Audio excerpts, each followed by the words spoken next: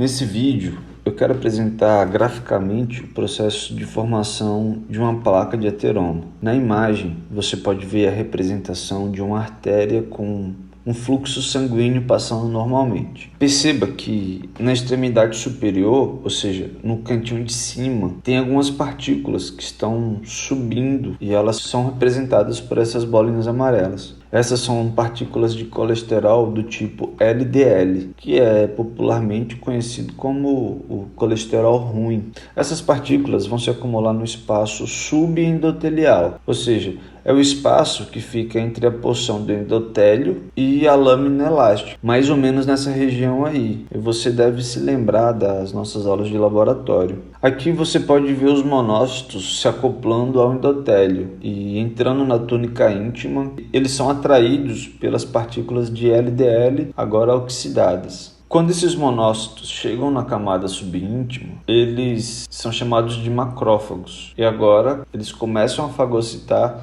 essas partículas de LDL. E agora você pode ver o início da formação de uma massa adiposa, que ela vai ser feita de macrófagos e lipídios. Agora esses macrófagos eles vão ser chamados de células espumosas. Nesse ponto, a massa adiposa já está madura e coberta por uma capa de fibra que recobre essas células espumosas.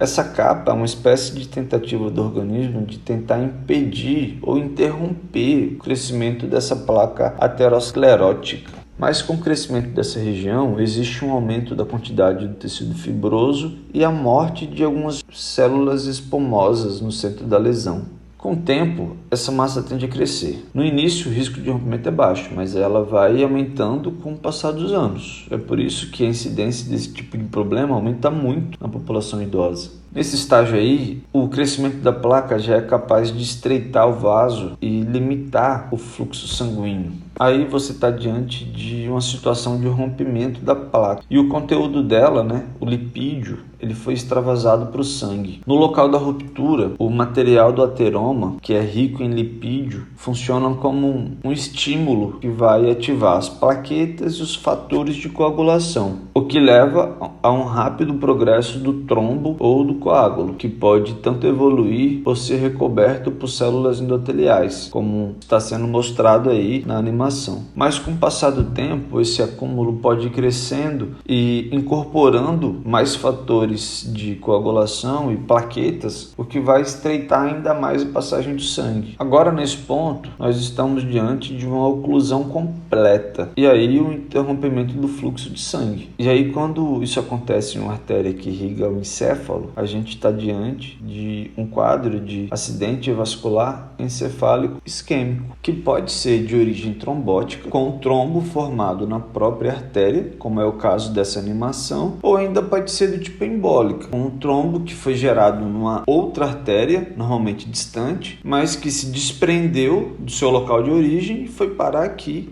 na artéria cerebral, causando obstrução da passagem sanguínea.